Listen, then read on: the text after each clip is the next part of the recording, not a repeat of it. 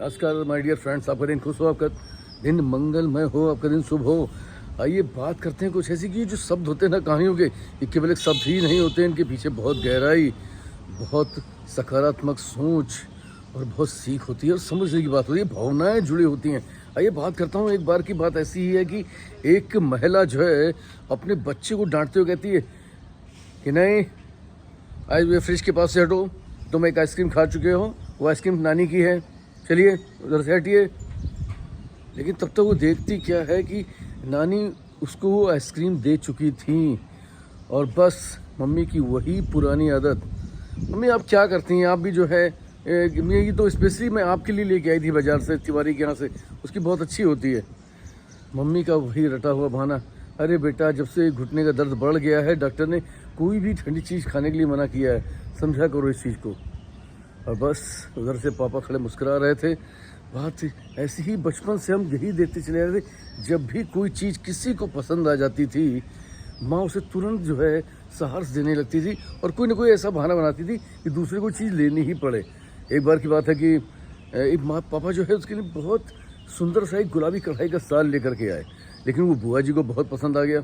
जब बुआ जी को पसंद आ गया तो बुआ जी की नज़रों को देखते हुए तुरंत बोली, अरे ये आप ले लो जी, क्योंकि ये जो ना गुलाबी कढ़ाई तो बिल्कुल मुझे नहीं अच्छी लगती, पता नहीं क्यों मुझे बचपन से नहीं अच्छी लग रही।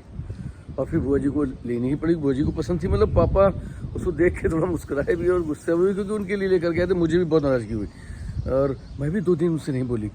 खैर जब कभी कोई चीज़ घर में अच्छी सी बन जाए,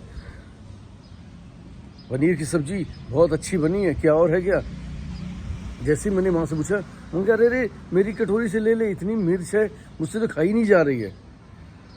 तो कहने लगे ये चीज़ें जो हैं आप देखते होंगे कि माँ की अपनी भावनाएं होती हैं, वो अपने बच्चों को क्या काट के दे दें, अपना दिल निकाल के दे दें। ये स्थितियाँ हमेशा से बनी थी। अब माँ के यहाँ से जाने का वक्त हो रहा था, 1-2 दिन बच्चे थे, मन कुछ अनमना था।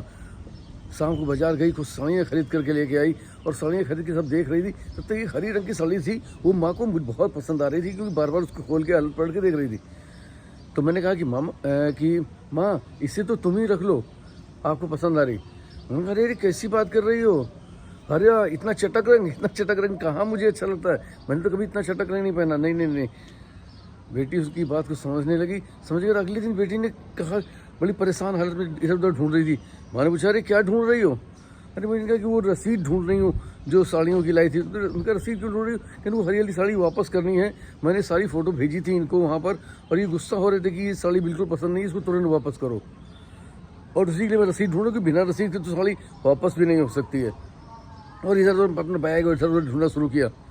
मैंने कहा अच्छा ठीक है, वापस मत कर, ऐसे तो मैं ही रख लेती हूँ। और जैसे ही उन्होंने कहा साड़ी लेके अंदर गई, पिताजी जो है खड़े मुस्करा रहे थे।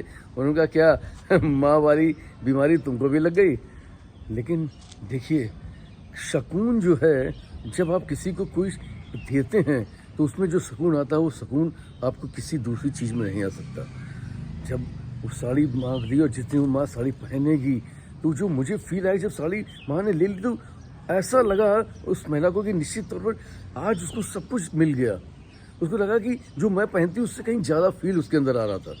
और माँ उसको उन भावनाओं को उसने महसूस किया कि जब भी माँ किसी को अपनी चीज़ दे देती थी तो उसके अंदर क्या फील आता होगा और क्या संतोष आता होगा। दोस्तों ये ज़िंदगी अपनी ज़रूर है, लेकिन ज़िंदगी सिर्फ अपनी खुशियों के लिए नहीं है, ज़िंदगी खुशियाँ बांटने के लिए है।